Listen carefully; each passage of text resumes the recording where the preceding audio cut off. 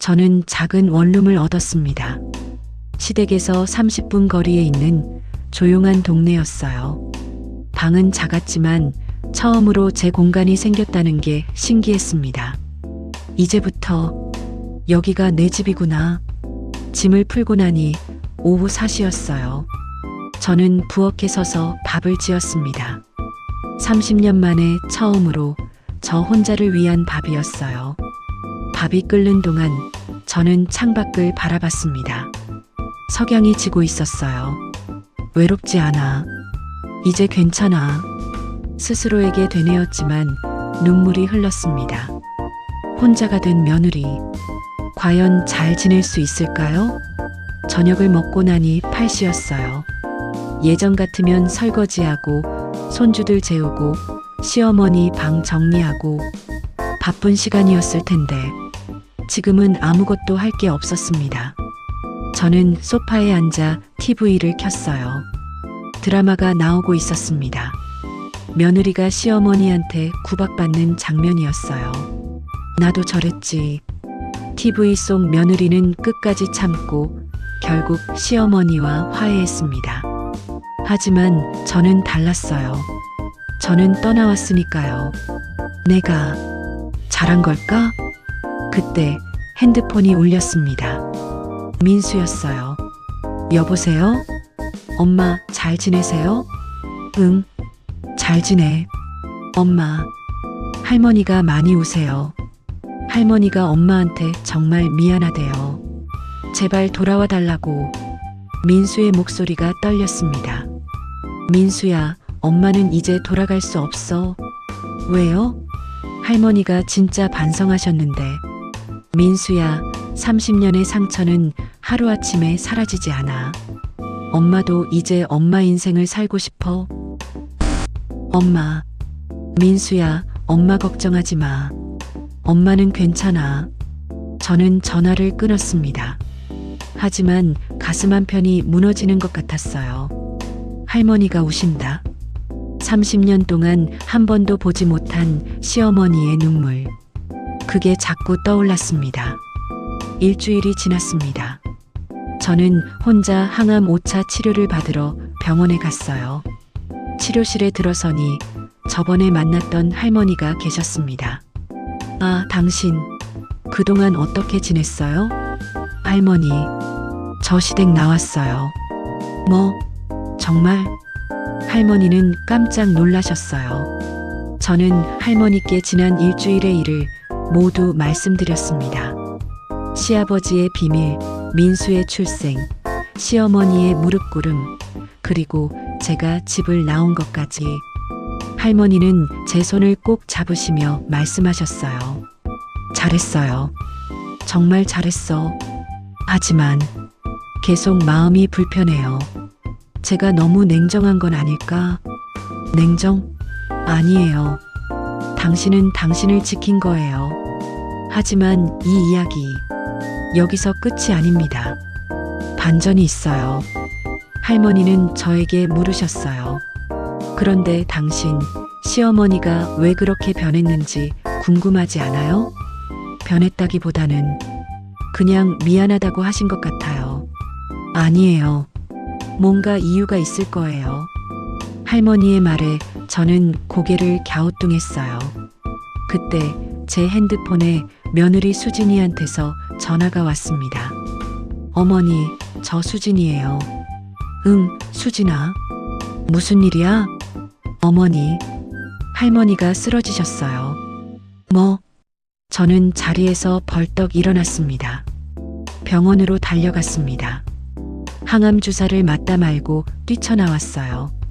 응급실에 도착하니 민수와 태수가 기다리고 있었습니다. 엄마, 민수야, 할머니는 지금 검사 중이세요. 갑자기 쓰러지셔서 제 가슴이 철렁했어요. 잠시 후 의사 선생님이 나오셨습니다. 보호자 되시는 분? 네, 며느리입니다. 환자분이 췌장암 말기입니다. 이미 전이가 많이 진행됐고요. 네, 환자분 본인은 아셨던 것 같은데 가족분들은 모르셨나 보네요. 저는 그 자리에 주저앉았습니다. 시어머니도 암이셨어. 시어머니도 암 환자였다니. 왜 아무 말씀이 없으셨을까요? 시어머니가 깨어나셨을 때 저는 병실에 있었어요. 시어머니는 저를 보시더니 눈물을 흘리셨습니다. 영수가 왔구나. 어머니, 왜 말씀 안 하셨어요? 암이라는 걸. 말하면 뭐해. 어차피 나 혼자 견뎌야 하는 건데. 시어머니의 목소리가 떨렸어요. 어머니, 영수가 미안해. 너도 아픈데 나까지 아프다고 하면 짐만 될 것 같아서 저는 시어머니의 손을 잡았습니다. 어머니, 언제부터 아셨어요? 3개월 전. 내가 항암 시작할 때쯤. 그럼 그때부터 혼자. 응. 혼자 병원 다니고 혼자 검사 받고 다 혼자 했어. 시어머니는 눈물을 흘리셨어요. 그때 깨달았어. 내가 너한테 얼마나 못되게 굴었는지. 시어머니는 천천히 말씀하셨습니다. 나도 혼자 병원 가보니까 알겠더라고. 얼마나 외로운지, 얼마나 무서운지. 그런데 넌 30년 동안 그렇게 살았잖아. 혼자 아파하고, 혼자 견디고. 어머니, 영수가 정말 미안해. 나는 정말 나쁜 시어머니였어. 시어머니는 제 손을 꼭 잡으셨어요. 내가 나간 뒤로 매일 후회했어. 내가 왜 그렇게 살았나 싶어서. 어머니, 영수가 나한테 한 번만 더 기회를 줘. 제발. 그때 의사 선생님이 들어오셨습니다. 보호자분, 잠깐 나오시겠어요? 복도에서 의사 선생님은 말씀하셨어요. 환자분 상태가 좋지 않습니다.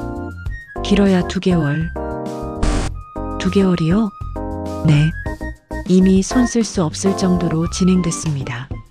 저는 그 자리에 주저앉았어요. 2개월.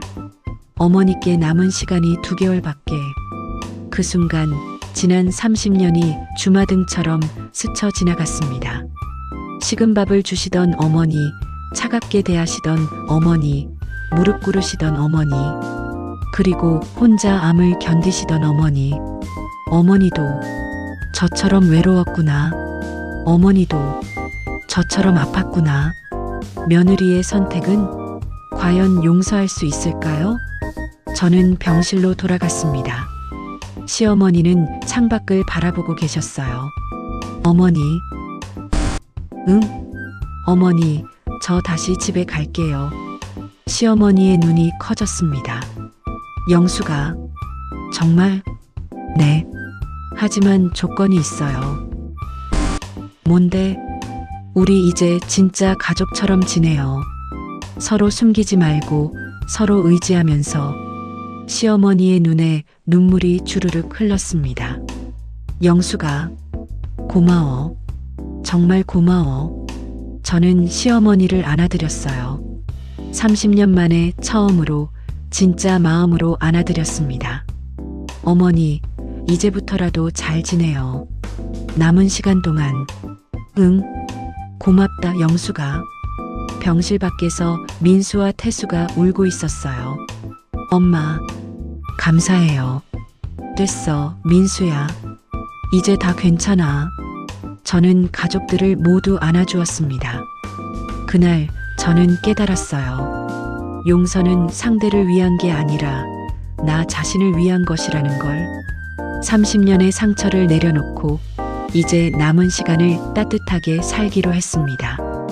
집으로 돌아온 지 1달이 지났습니다.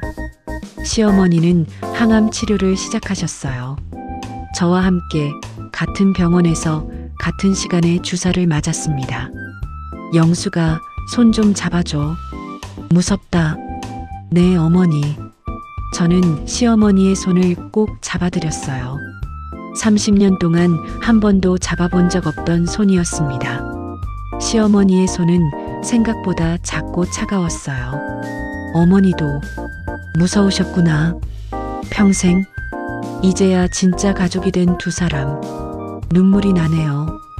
항암 치료를 마치고 집에 돌아왔을 때 시아버지가 저희를 기다리고 계셨어요. 어떻게 됐어? 괜찮았어요, 아버지. 영숙이가 옆에 있어서 든든했어. 시어머니는 처음으로 제 이름을 부르셨습니다. 영숙이라고. 그 한마디에 눈물이 핑 돌았어요.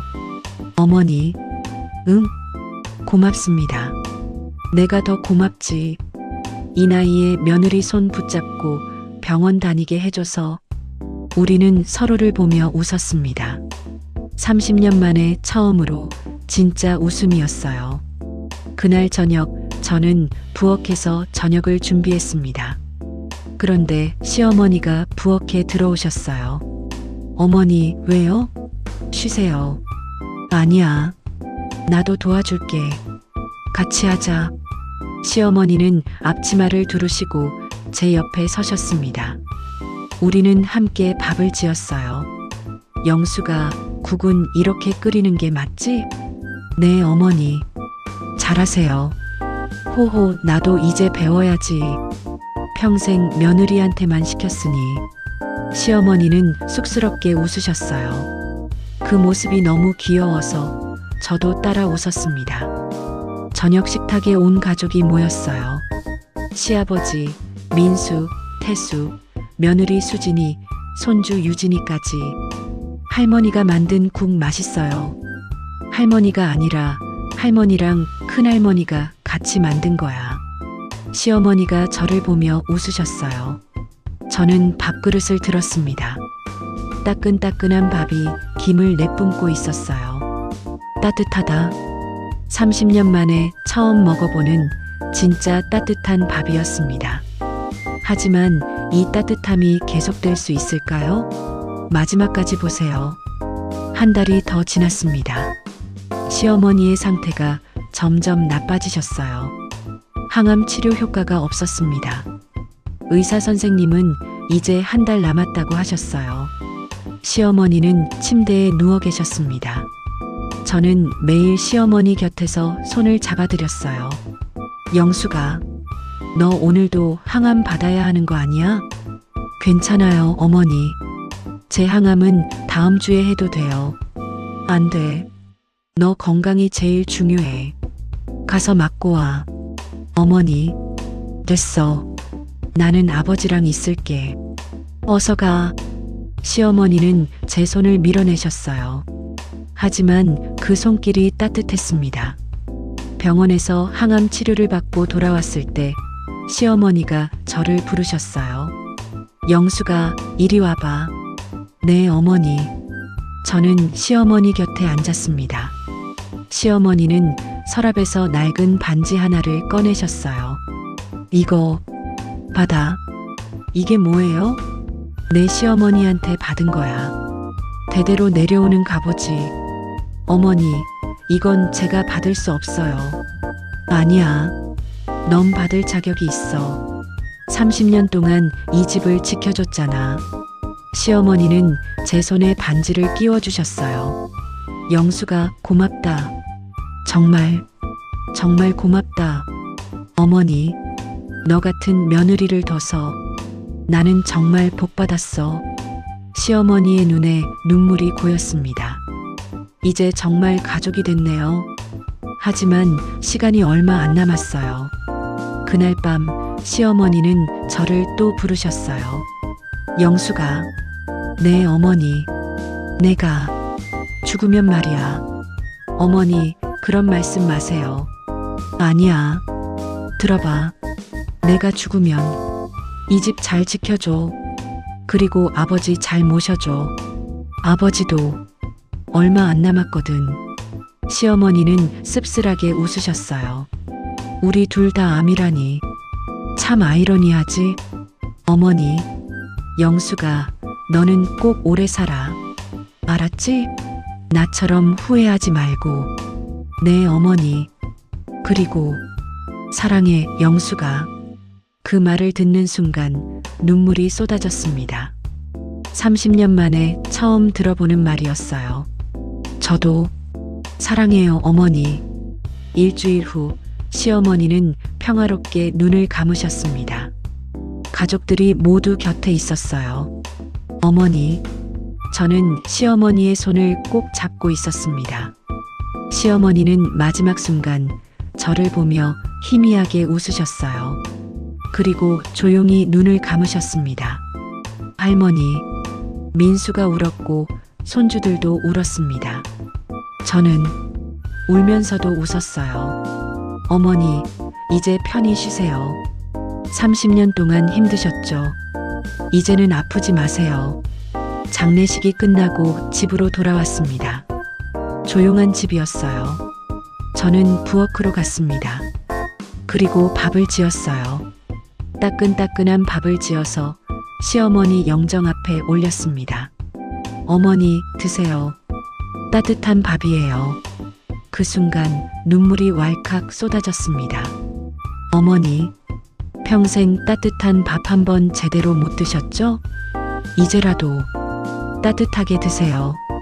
이 이야기 어떠셨나요? 댓글로 감상 남겨주세요. 그로부터 6개월이 지났습니다. 저는 여전히 항암 치료를 받고 있어요. 하지만 이제는 혼자가 아닙니다. 시아버지가 함께 병원에 가주시고 민수와 태수가 번갈아 가며 곁에 있어줍니다. 며느리 수진이는 제게 이렇게 말했어요. 어머니, 저는 절대 시어머니처럼 안 살 거예요. 어머니한테 배웠어요. 그래, 수진아. 너는 너답게 살아라. 저는 수진이의 손을 꼭 잡아주었습니다. 오늘도 저는 부엌에 서서 밥을 짓습니다. 따끈따끈한 밥을, 가족들과 함께 먹을 따뜻한 밥을. 어머니, 보고 계세요? 저는 이제 행복해요. 늦었지만 이제라도 나를 찾았어요. 창밖으로 봄바람이 불어옵니다. 새로운 시작의 바람이. 저는 그 바람을 맞으며 조용히 웃었습니다. 1년 후 저의 암은 완치 판정을 받았습니다. 시아버지도 기적적으로 호전되셨어요. 우리는 여전히 함께 살고 있습니다. 하지만 이제는 다릅니다. 서로를 존중하고 서로를 사랑하며 살아갑니다. 시어머니가 남기신 그 반지를 끼고 저는 오늘도 따뜻한 밥을 짓습니다. 이제는 아무도 식은 밥을 먹지 않는 집에서, 모두가 따뜻하게 사랑받는 집에서 저는 지금 항암 치료를 받고 있습니다. 머리카락이 빠지기 시작한 건 2달 전부터였어요. 아침에 일어나면 베개에 머리카락이 수북이 쌓여 있었죠. 거울을 보는 게 두려웠지만 그것보다 더 두려운 건 시어머니의 눈빛이었습니다. 또 누워있어? 밥이라도 먹어야지. 시어머니는 제 방문을 벌컥 열더니 손에 들고 온 밥그릇을 제 앞에 턱 놓으셨어요. 밥은 차갑게 식어 있었고 반찬은 어제 드셨던 나물 몇 가지가 전부였습니다. 어머니, 제가 지금 속이 안 좋아서 아프다고 굶으면 어떡해. 밥은 먹어야 기운이 나지. 말은 그렇게 하셨지만 시어머니의 목소리엔 걱정 같은 건 없었어요. 그저 밥 먹으라는 말은 했다는 걸 확인하려는 것 같았습니다. 저는 떨리는 손으로 숟가락을 들었어요. 항암 부작용으로 입안이 헐어서 밥알 하나하나가 날카로운 유리 조각처럼 느껴졌지만 그래도 한 숟가락 떠서 입에 넣었습니다. 식은 밥이 목구멍을 넘어가지 않았어요. 여러분도 이런 경험 있으신가요? 아플 때 따뜻한 말 한마디 못 들어본 적. 시어머니는 제가 밥을 먹는 걸 보더니 아무 말 없이 방을 나가셨습니다. 문이 닫히는 소리가 유난히 크게 들렸어요. 저는 그 밥그릇을 내려다보며 생각했습니다. 30년을 이렇게 살았구나. 결혼하고 처음 이 집에 왔을 때 저는 25이었어요. 시어머니는 그때도 제게 따뜻한 밥을 주신 적이 없었습니다. 며느리가 제일 나중에 먹는 게 예의야. 그 말을 듣고 저는 언제나 가족들이 다 먹고 난 뒤 식어버린 밥을 먹었죠. 아들 둘을 낳고 손주 셋을 키우고 남편 뒷바라지하며 살았지만 제게 돌아온 건 늘 차가운 밥뿐이었습니다. 그런데 지금 병까지 걸린 이 순간에도 시어머니는 여전히 제게 식은 밥을 주시네요. 저는 숟가락을 내려놓고 천천히 창밖을 바라봤습니다. 겨울 해가 시린 하늘을 비추고 있었어요. 나는 왜 이렇게 살았을까? 그날 저녁 온 가족이 모인 저녁 식탁.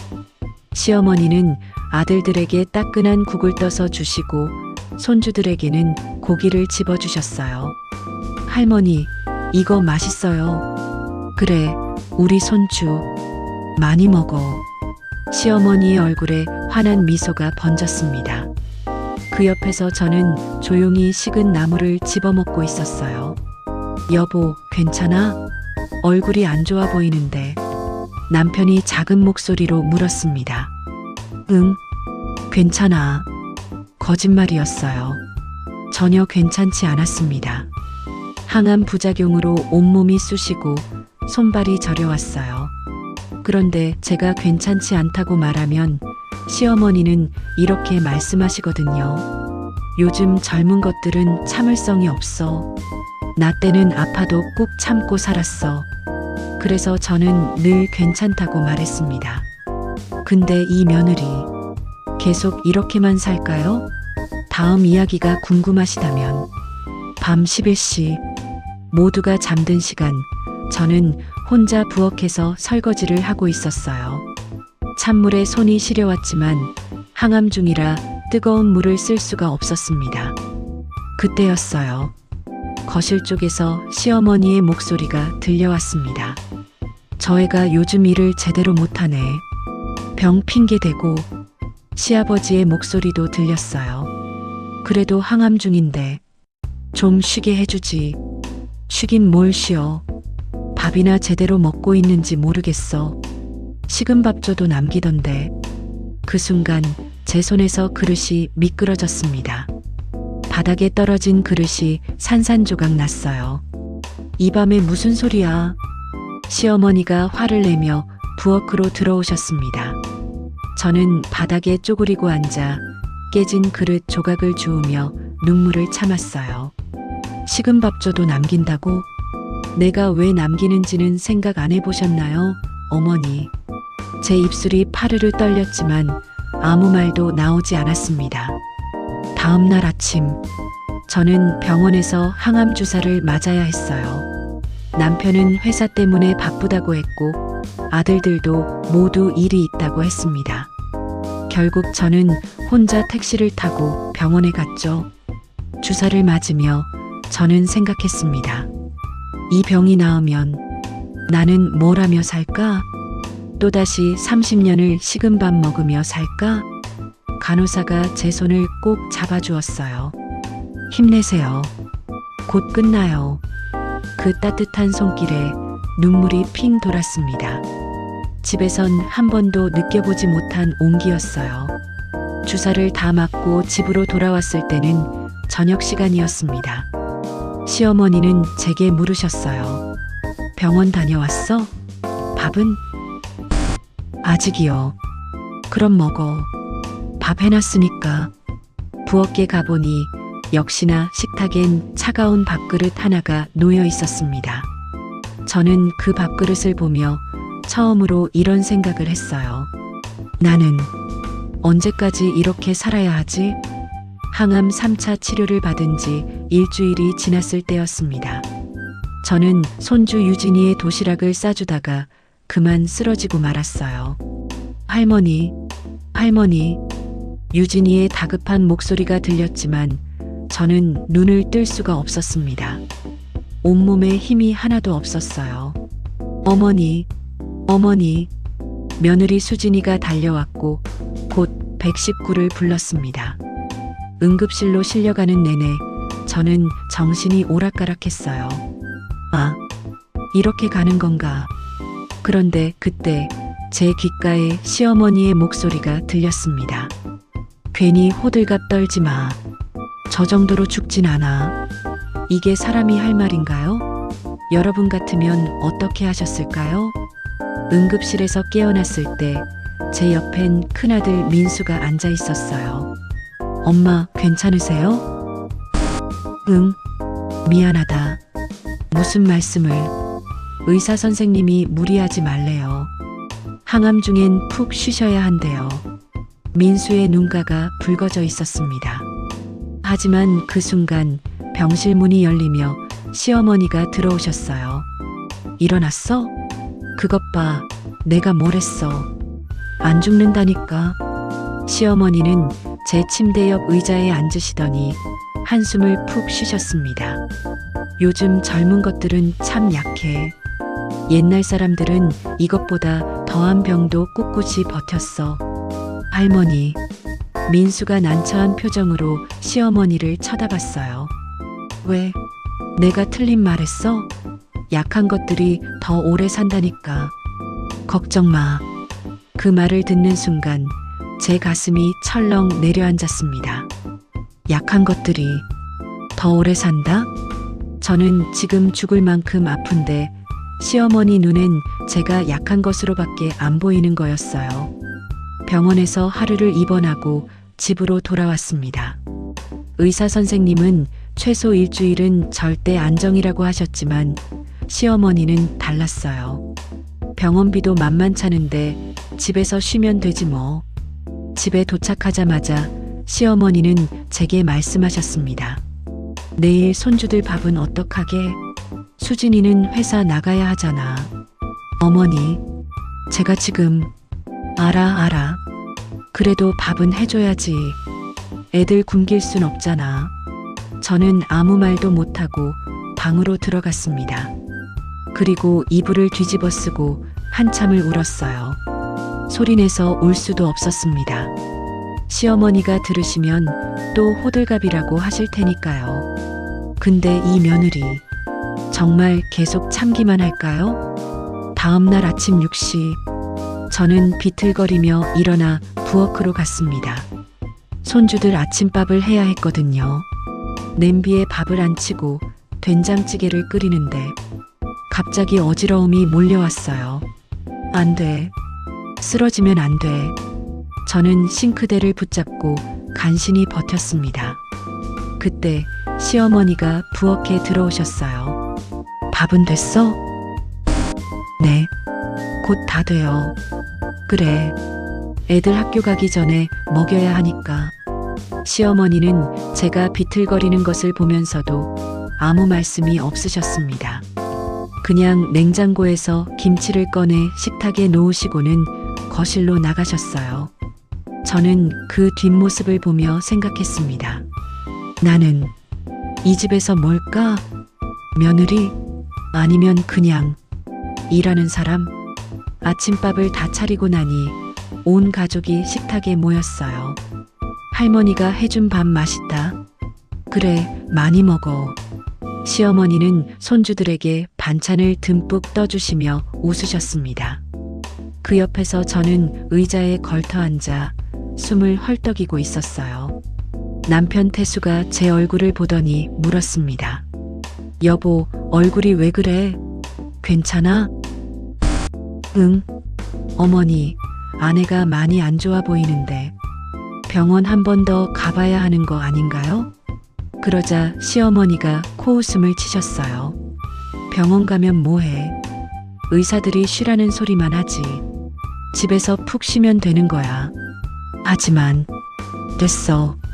내 엄마는 내가 더 잘 알아. 괜찮다니까. 태수는 입을 다물었습니다. 늘 그랬어요. 남편은 시어머니 앞에선 절대 제 편을 들어주지 않았습니다. 남편은 왜 이럴까요? 댓글로 한 말씀씩. 그날 오후 저는 빨래를 널다가 결국 주저앉고 말았습니다. 항암 부작용으로 손발이 저리고 온몸에 통증이 왔어요. 더 이상은 못하겠어. 그때 며느리 수진이가 다가왔습니다.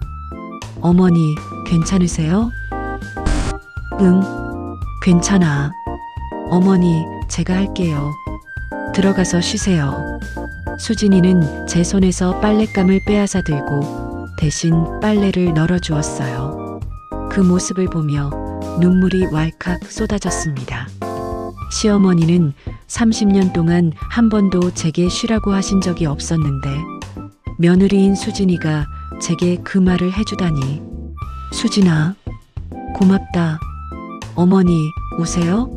왜 우세요? 아니야. 그냥 내가 고마워서. 수진이는 제 손을 꼭 잡아주었어요. 어머니, 제발 무리하지 마세요. 건강이 제일 중요해요. 그 따뜻한 손길에 저는 한참을 울었습니다. 그날 저녁 시어머니가 제 방에 들어오셨어요. 밥은 먹었어? 네. 그래. 근데 내일 손주들 도시락은 내가 싸줘야 해. 수진이가 회사 일찍 나간대. 어머니, 제가 지금 몸이 너무 안 좋아서. 그러자 시어머니의 표정이 차갑게 굳었습니다.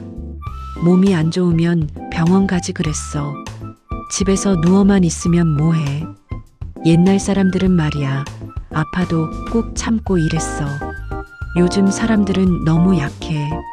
어머니, 됐어. 내일은 꼭 도시락 싸줘. 알았지? 시어머니는 그 말만 남기고 방을 나가셨습니다. 저는 이불을 뒤집어 쓰고 목 놓아 울고 싶었어요. 하지만 울음소리가 새어나갈까봐 이불을 입에 물고 소리 없이 울었습니다. 나는 정말 이렇게 살아야 하나. 밤 12시 모두가 잠든 시간, 저는 혼자 거실에 나와 앉아 있었어요. 어둠 속에서 지난 30년의 시간이 주마등처럼 스쳐 지나갔습니다. 결혼 첫날 시어머니가 제게 하신 말씀. 며느리는 시집의 그림자야. 조용히 묵묵히 일만 하면 돼. 그 말을 믿고 저는 30년을 그렇게 살아왔어요. 그런데 지금 병까지 걸린 이 순간에도 시어머니는 여전히 저를 일하는 그림자로만 보시는 거였습니다. 그때 핸드폰에 문자가 왔어요. 병원에서 온 검사 결과 알림이었습니다. 항암 3차 치료 후 재검사 결과 종양 크기 감소 미미, 4차 치료 일정 조율 필요. 저는 그 문자를 보며 처음으로 이런 생각을 했습니다. 내가 정말 이 병을 이겨내고 싶은 걸까? 아니면 그냥 이대로 끝나는 게 더 편한 걸까? 항암 4차 치료 날이 밝았습니다. 저는 새벽 5시에 일어나 손주들 도시락을 싸고 아침밥을 차려놓은 뒤에야 병원으로 갈 수 있었어요. 어머니, 오늘 병원 가시죠? 제가 모셔다 드릴까요? 며느리 수진이가 물었지만 저는 고개를 저었습니다. 아니야, 너 회사 가야지. 괜찮아. 하지만 괜찮다니까. 혼자 갈 수 있어. 사실 괜찮지 않았어요. 혼자 병원 가는 게 너무 무서웠습니다. 하지만 시어머니 앞에서 며느리가 회사를 쉬면 또 뭐라고 하실까봐 그냥 혼자 가기로 했어요. 이 며느리 정말 혼자서만 감당하네요. 과연 어떻게 될까요? 택시를 타고 병원에 도착했습니다. 항암 치료실에 들어서니 여러 환자분들이 주사를 맞고 계셨어요. 대부분 보호자가 옆에 있었습니다. 남편이, 자식이, 딸이 환자의 손을 꼭 잡아주고 있었어요. 저만 혼자였습니다. 박영숙 환자분, 이쪽으로 앉으세요. 간호사가 안내해준 자리에 앉아 저는 주사 바늘이 꽂히는 것을 지켜봤어요. 차가운 항암제가 혈관을 타고 온몸으로 퍼져나갔습니다. 차갑다. 손이 너무 시렸어요. 누군가 손을 잡아주면 좋겠다는 생각이 들었습니다. 하지만 아무도 없었어요. 주사를 맞는 동안 옆 침대의 할머니와 눈이 마주쳤습니다. 그 할머니도 혼자였어요. 혼자 오셨어요? 할머니가 먼저 말을 걸어주셨습니다. 네. 그쪽도요? 나도. 자식들 다 바쁘다고 하더라고. 뭐, 이해해. 나도 젊을 땐 바빴으니까. 할머니는 쓸쓸하게 웃으셨어요. 근데 있잖아요. 혼자 오면 정말 외롭더라고요. 아프기도 하고. 당신은 왜 혼자 왔어요? 남편은 회사 일이 바빠서요. 자식들은? 자식들도 다들 바빠요. 할머니는 제 얼굴을 한참 들여다보시더니 한숨을 쉬셨습니다. 당신 시집살이 하시는구나. 어떻게 하셨어요? 얼굴에 다 써 있어. 나도 며느리로 30년 살아봐서 알아. 그 눈빛, 며느리의 눈빛. 여러분도 알아보시나요? 할머니는 저에게 물으셨어요. 시어머니가 당신한테 어떻게 대해줘요? 그냥 보통이요. 보통? 병원에 혼자 오는데 보통? 있잖아요. 내가 한마디 할게요. 당신 그렇게 살면 안 돼요. 할머니의 목소리가 단호해졌습니다. 병든 사람한테 식은 밥 주는 집안이 어디 있어요? 항암 받는 사람 혼자 병원 보내는 집안이 어디 있냐고. 하지만 다들 바빠서.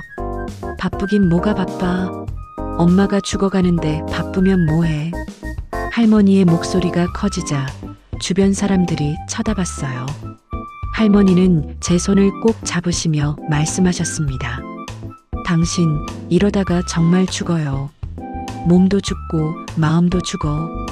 나도 그렇게 살다가 결국 암 걸렸어. 평생 참고 희생하고 눈치 보다가 몸이 먼저 항복한 거야. 할머니의 눈에 눈물이 고였습니다.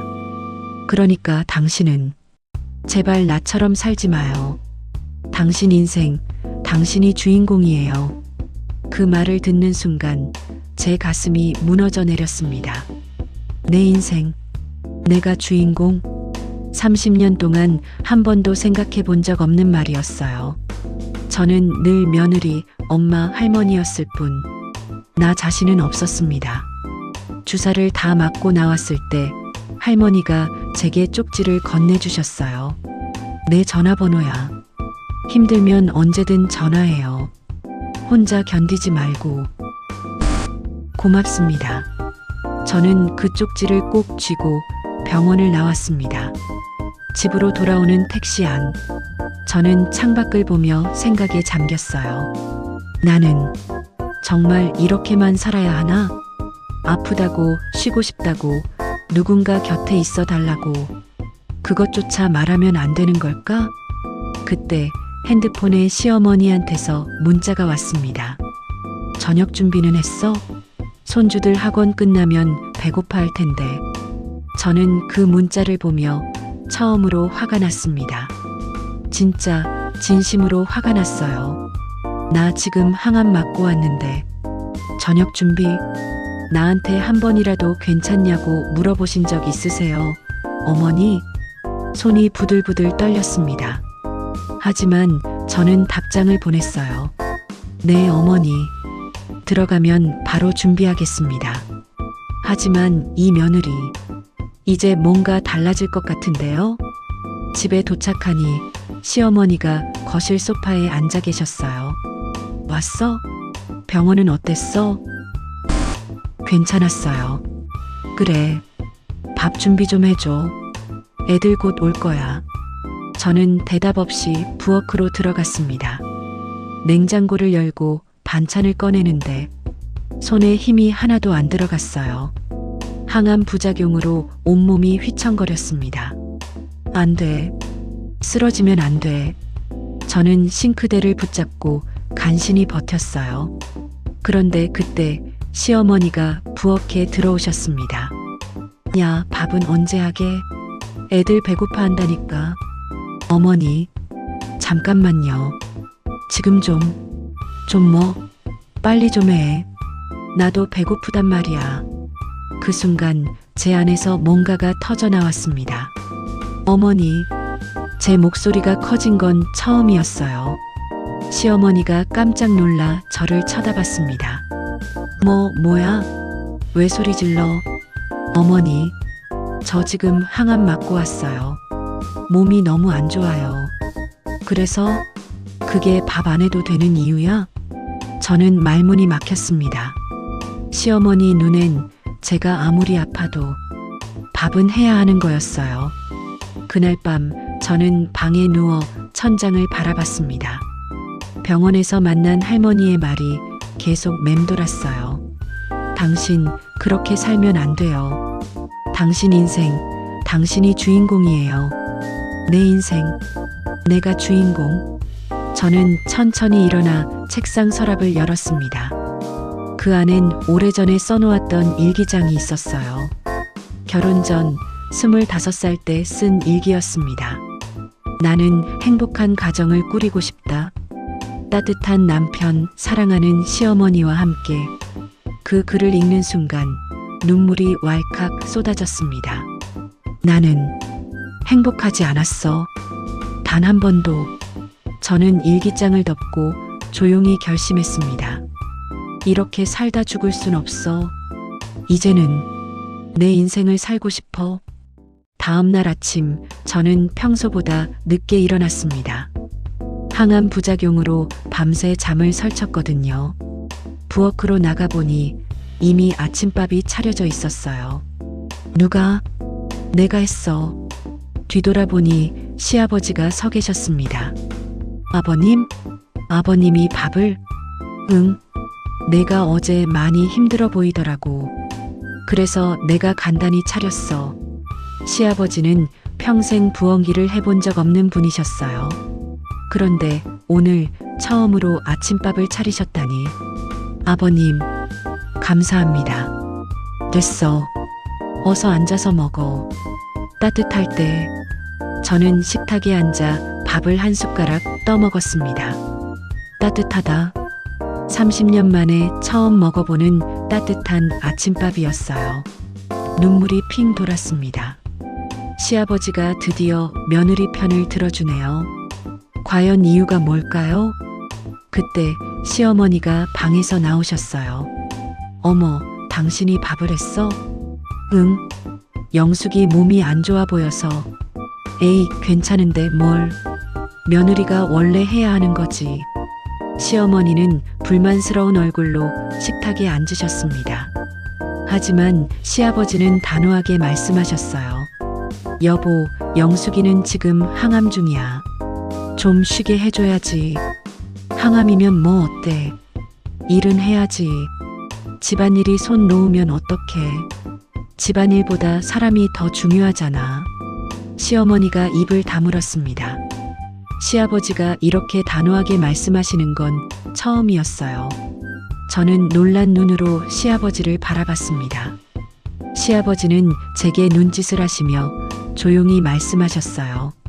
영수가, 오늘은 푹 쉬어. 알았지? 네, 아버님.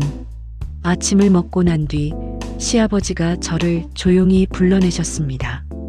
영수가, 잠깐 나랑 산책 좀 할래? 네.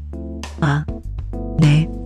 저는 시아버지를 따라 집 앞 공원으로 나갔어요. 아침 공기가 상쾌했습니다. 시아버지는 한참을 말없이 걸으시더니 벤치에 앉으셨어요. 앉아봐. 저도 옆에 앉았습니다. 시아버지는 한참을 하늘을 바라보시다가 천천히 입을 여셨어요. 영수가, 미안하다. 네. 아버님, 무슨. 30년 동안 내가 내 편을 한 번도 안 들어줬지. 어머니가 너한테 심하게 대해도 난 모른 척했어. 그게 정말 미안하다. 시아버지의 목소리가 떨렸습니다. 아버님, 괜찮으세요? 다 지나간 일이에요. 아니야. 괜찮지 않아. 시아버지는 주머니에서 오래된 사진 한 장을 꺼내셨어요. 이거 알아보겠니? 사진 속엔 젊은 여자가 있었습니다. 환하게 웃고 있는 그 여자의 얼굴이 낯익었어요. 이분은 누구세요? 내 첫사랑이야. 네. 나는 원래 저 사람과 결혼하고 싶었어. 하지만 집안에서 반대했지. 그래서 어머니와 결혼했어. 시아버지의 눈가가 붉어졌습니다. 어머니는 평생 그걸 알고 있었어. 그래서 항상 불안했던 거야. 어머니가 며느리한테 심하게 구는 이유가 뭔지 아니? 내가 나한테 잘해주는 게 싫었던 거야. 자기보다 더 좋은 며느리가 있으면 자기 자리가 흔들릴까봐 저는 충격을 받았습니다. 30년 동안 시어머니가 저를 미워한 이유가 그런 거였다니. 아버님, 그럼 시어머니는 평생 나한테 사랑받지 못했다는 걸 알고 있어. 그래서 더 화가 났던 거야. 나한테 할 수 없으니까 너한테 화풀이한 거지. 시아버지는 깊은 한숨을 쉬셨습니다. 내가 정말 잘못했어. 어머니한테도 너한테도. 영수가 너 많이 힘들었지? 그 말을 듣는 순간 눈물이 쏟아졌습니다. 30년 동안 단 한 번도 들어보지 못한 말이었어요. 힘들었다고 인정해주는 사람이 없었습니다. 모두가 참아라, 견뎌라고만 했어요. 그런데 시아버지가 처음으로 물어주셨어요. 힘들었지? 네. 정말 힘들었어요. 저는 시아버지 앞에서 목 놓아 울었습니다. 30년 만에 처음 들어본 위로의 말. 여러분도 눈물 나시나요? 한참을 울고 나니 마음이 조금 가벼워진 것 같았어요. 시아버지는 제 어깨를 토닥이시며 말씀하셨습니다. 영수가 이제부터라도 내가 하고 싶은 대로 살아. 알았지? 하지만 어머니는 내가 설득할게. 너는 이제 내 건강부터 챙겨. 아버님, 그리고 영수가. 시아버지는 제 눈을 똑바로 보시며 말씀하셨어요. 만약 정말 이 집을 떠나고 싶으면 떠나도 돼. 네, 나는 내 편이야. 내가 어떤 선택을 하든. 그 말을 듣는 순간 가슴이 벅차올랐습니다. 내 편. 30년 만에 처음 생긴 내 편이었어요. 집으로 돌아왔을 때 시어머니가 거실에서 기다리고 계셨습니다. 어디 갔다 와? 산책? 네, 어머니. 몸은 아프다면서 산책은 가네. 시어머니의 말투가 차가웠어요. 하지만 예전의 저처럼 움츠러들지 않았습니다. 시아버지가 제 뒤에서 말씀하셨어요. 여보, 영숙이 오늘부터 푹 쉬게 해줘. 내가 집안일 도울 테니까. 당신이 뭘 할 줄 알아서? 배우면 되지. 나도 할 수 있어. 시어머니는 못마땅한 표정으로 방으로 들어가셨습니다. 하지만 이상하게도 저는 마음이 편안했어요. 이제 혼자가 아니라는 게 느껴졌거든요. 그날 오후 며느리 수진이가 회사에서 일찍 퇴근해서 집에 왔어요. 어머니, 괜찮으세요? 응, 오늘은 좀 괜찮아.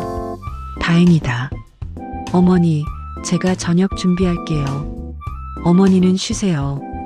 고맙구나, 수진아. 수진이는 부엌으로 들어가 요리를 시작했어요. 그 모습을 보며 저는 깨달았습니다. 나도 이렇게 며느리를 대하지 말아야겠다. 시어머니처럼 되면 안 돼. 저는 부엌으로 들어가 수진이 옆에 섰습니다. 어머니, 왜요? 쉬세요. 아니야. 내가 도와줄게. 같이 하자. 감사해요, 어머니. 우리는 함께 저녁을 준비했어요. 30년 만에 처음으로 누군가와 함께하는 느낌이었습니다. 하지만 시어머니는 가만히 있지 않을 것 같은데요. 과연 다음엔 무슨 일이? 저녁을 먹으며 시아버지가 말씀하셨어요. 다들 들어봐. 나한테 중요한 말이 있어. 뭔데요, 할아버지? 손주 유진이가 물었습니다. 할머니, 아니, 영숙이 말이야. 이제부터 집안일 안 해도 돼. 네? 그럼 누가 해요? 우리가 다 같이 나눠서 하는 거야. 할머니는 지금 아프시니까. 그러자 시어머니가 젓가락을 탁 내려놓으셨어요. 당신 지금 뭐 하는 거야? 며느리가 집안일 안 하면 누가 해? 우리가 하면 되잖아. 나도 하고 아들들도 하고. 말도 안 돼. 며느리가 집안일 안 하는 집이 어디 있어. 여보, 시대가 바뀌었어. 이제는 그렇게 안 살아. 시어머니는 화가 난 얼굴로 방으로 들어가 버리셨습니다. 저는 시아버지를 보며 고개를 숙였어요. 아버님, 감사합니다. 됐어. 당연한 거야. 미안하다, 영수가. 진작 이렇게 했어야 했는데. 그날 밤 저는 방에 누워 생각했습니다. 이제 뭔가 달라질 수 있을까? 시아버지가 내 편이 되어주셨으니 조금은 숨 쉴 수 있을까? 하지만 한편으론 불안했어요. 시어머니가 이대로 가만히 있을 리 없었거든요. 그리고 제 예감은 틀리지 않았습니다. 다음 날 시어머니의 충격적인 행동이 시작되었으니까요. 다음 날 아침 시어머니는 아무 말씀도 하지 않으셨어요. 식탁에도 나오지 않으시고 방문을 꽁꽁 닫아 걸고 계셨습니다. 어머니, 아침 드셔야죠. 제가 방문을 두드렸지만 대답이 없었어요. 됐어. 내가 들어가 볼게. 시아버지가 방으로 들어가셨습니다. 잠시 후 방 안에서 시어머니의 목소리가 들렸어요. 당신 나한테 이럴 거야? 며느리 편만 들고. 여보, 편을 드는 게 아니라. 아니야. 당신은 평생 나한테 관심 없었잖아. 이제 와서 무슨 좋은 남편 행세야. 시어머니의 목소리가 점점 커졌습니다. 저는 거실에서 그 소리를 들으며 가슴이 철렁했어요. 내 때문에 부부 싸움까지. 이 며느리 잘못이 아닌데 왜 자꾸 미안해 할까요? 1시간쯤 지났을까? 시아버지가 방에서 나오셨는데 얼굴이 창백하셨어요. 아버님, 괜찮으세요? 영수가, 너 잠깐 앉아봐. 시아버지의 표정이 심각했습니다. 저는 소파에 앉았어요. 시아버지는 한참을 망설이시더니 천천히 말씀하셨습니다. 영수가, 사실 나한테 병이 있어. 네? 무슨 병이요? 췌장암. 말기야. 그 순간 머릿속이 하얘졌습니다. 아버님, 그게 무슨... 의사가 6개월이래. 길어야 1년. 그래서 내가 결심한 거야. 남은 시간 동안 제대로 된 아버지가 되어주고 싶어서. 시아버지의 눈에 눈물이 맺혔습니다. 영수가, 미안하다. 진작 너한테 잘해줬어야 했는데 이제야 정신 차렸네. 아버님, 저는 시아버지의 손을 꼭 잡았어요. 시아버지도 암이셨다니. 저와 같은 병이었습니다. 그리고 영수가, 너한테 줄 게 있어. 시아버지는 서류 봉투를 꺼내셨어요. 이게 뭐예요? 유언장이야. 내가 죽으면 이 집과 재산의 절반을 너한테 줄 거야. 네. 아버님, 그럴 순 없어요. 왜 없어? 넌 30년 동안 이 집을 지켜왔잖아. 당연히 받을 자격이 있어. 하지만 아들들은 내가 따로 챙겨놨어. 그리고 이건 내 뜻이야. 영수가 받아. 저는 떨리는 손으로 봉투를 받았습니다. 그런데 그 순간 시어머니가 방문을 벌컥 열고 나오셨어요. 당신, 지금 뭐 하는 거야? 여보, 며느리한테 재산을 준다고? 미쳤어? 시어머니의 얼굴이 새빨개졌습니다. 드디어 폭발하는 시어머니. 과연 무슨 일이 벌어질까요? 여보, 영숙이는 자격이 있어. 30년 동안. 자격? 무슨 자격? 며느리가 시댁 재산 받는 게 어디 있어? 여보, 제발. 안 돼. 절대 안 돼. 내가 죽어도 그건 안 돼. 시어머니는 제게로 달려오셨어요. 그리고 제 손에서 서류 봉투를 빼앗으려고 하셨습니다. 어머니, 그만하세요. 이걸 내놔. 이건 내가 받을 게 아니야. 우리는 순간 서류를 서로 잡아당겼어요. 그때 봉투가 찢어지며 서류들이 바닥에 쏟아졌습니다. 그중 한 장이 제 눈에 들어왔어요. 이건 뭐예요? 그건 유언장이 아니었습니다. 오래된 출생신고서였어요. 그리고 거기엔 충격적인 내용이 적혀 있었습니다. 큰아들 김민수, 생모 이미정. 제 손이 떨렸습니다. 민수는 제 친아들이에요. 그런데 왜 생모가 다른 사람 이름이 적혀 있는 거죠? 이게 무슨 뜻이에요? 시아버지와 시어머니가 동시에 얼어붙었습니다. 영수가, 그건, 아버님, 이게 대체 무슨 뜻이냐고요? 저는 처음으로 목소리를 높였어요. 시아버지는 한참을 망설이시더니 천천히 입을 여셨습니다. 민수는 내 친아들이 아니야. 네, 민수는 내 첫사랑 이미정의 아들이야. 미정이 낳고 2년 뒤에 세상을 떠났어. 그래서 우리가 키운 거야. 세상이 무너지는 것 같았습니다. 그럼 저는 30년 동안 미안하다 영수가 진작 말했어야 했는데 이건 너무 충격적인데요. 여러분 같으면 어떻게 하셨을까요? 저는 주저앉았습니다. 30년 동안 내 아들이라고 믿었던 민수가 다른 여자의 아들이었다니. 그럼 시어머니는 알고 계셨어요? 시어머니가 고개를 끄덕이셨어요. 그래, 나도 알고 있었어.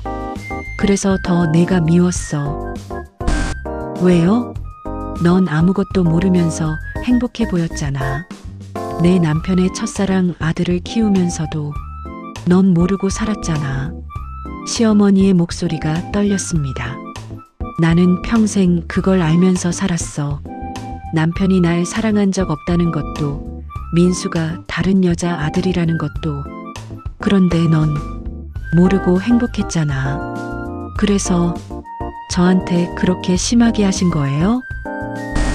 그래. 시어머니는 주저앉으며 눈물을 흘리셨어요. 미안해. 정말 미안해. 저는 아무 말도 할 수 없었습니다. 시어머니도 피해자였던 거예요.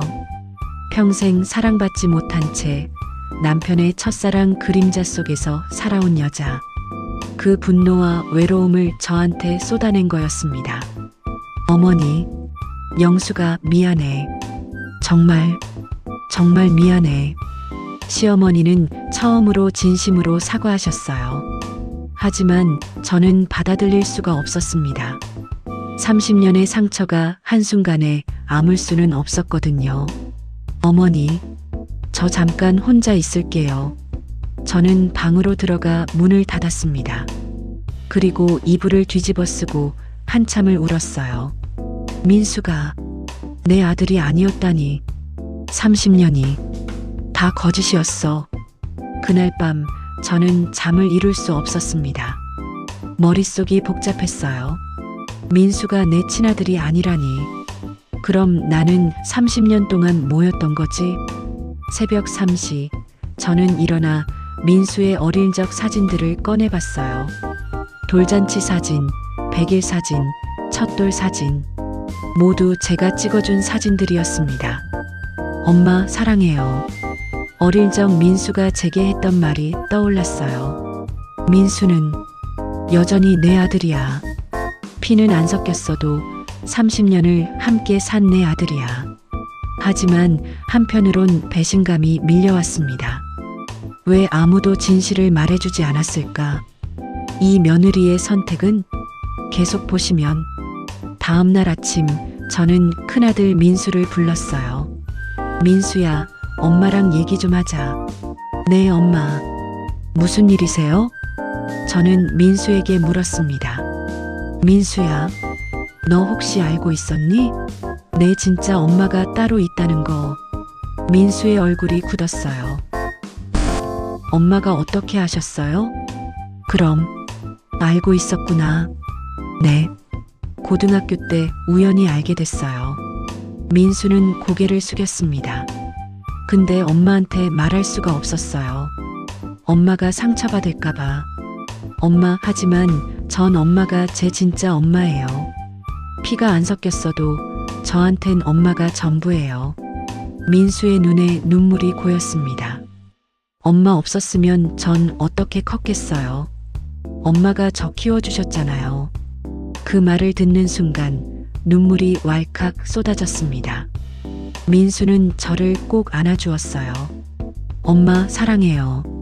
진짜 사랑해요. 민수야. 엄마가 아프신데 전 아무것도 못 해드렸어요. 정말 죄송해요. 아니야, 민수야. 너는 잘해줬어. 우리는 한참을 안고 울었습니다. 30년의 세월이 피보다 진했다는 걸 느꼈어요. 그날 오후 시어머니가 제 방문을 두드리셨습니다. 영수가 들어가도 되겠니? 네. 시어머니가 방에 들어오셨어요. 그런데 시어머니는 무릎을 꿇으셨습니다. 어머니, 왜 이러세요? 영수가 미안하다. 시어머니는 눈물을 흘리며 말씀하셨어요. 30년 동안 너한테 정말 못되게 굴었어. 다 내가 잘못했어. 어머니, 내가 민수 낳고 열심히 키우는 걸 보면서 난 질투가 났어. 내 남편의 첫사랑 아들을 내가 사랑하는 게 미웠어. 시어머니의 목소리가 떨렸습니다. 시어머니도 피해자였네요. 하지만 며느리는 용서할 수 있을까요?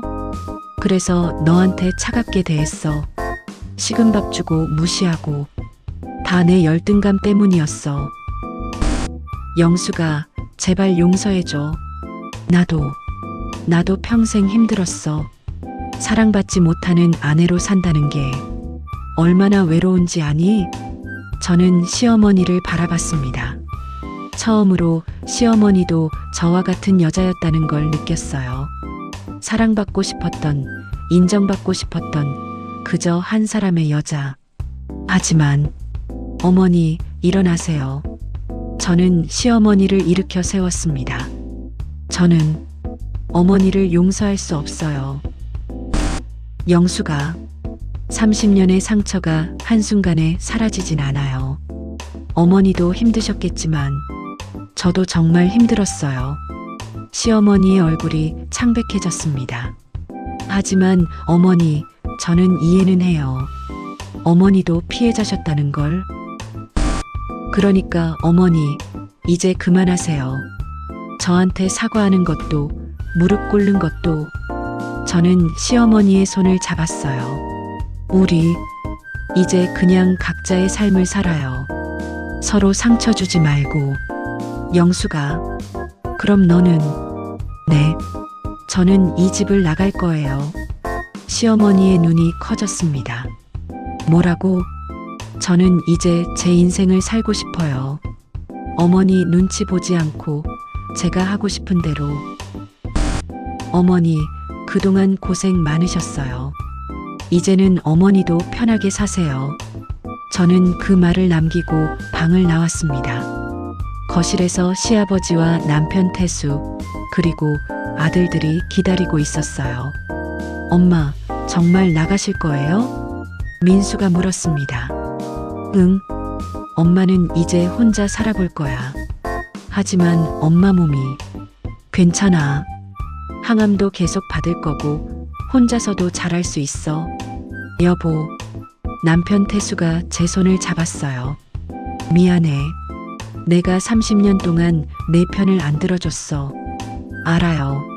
하지만 이제 와서 미안하다고 해도 늦었어요. 저는 남편의 손을 뿌리쳤습니다. 저는 이제 제 인생을 살 거예요. 혼자서. 드디어 결심한 며느리. 과연 시원하게 뿌리칠 수 있을까요? 그날 저녁 저는 짐을 쌌습니다. 30년의 삶을 정리하는 건 생각보다 간단했어요. 옷 몇 벌, 사진 몇 장, 그리고 항암약. 그게 전부였습니다. 시어머니는 방문을 닫아 걸고 나오지 않으셨어요. 시아버지는 제 짐을 차에 실어주시며 말씀하셨습니다. 영수가 힘들면 언제든 돌아와. 이 집은 내 집이기도 하니까. 아버님, 고맙습니다. 그동안 감사했어요. 내가 더 미안하지. 건강 꼭 챙기고. 네, 아버님. 저는 차에 올라탔습니다. 30년을 살았던 집을 뒤로하고 천천히 출발했어요. 백미러로 보니 민수와 태수가 손을 흔들고 있었습니다. 하지만 저는 뒤돌아보지 않았어요. 이제는 앞만 보고 가야 했으니까요.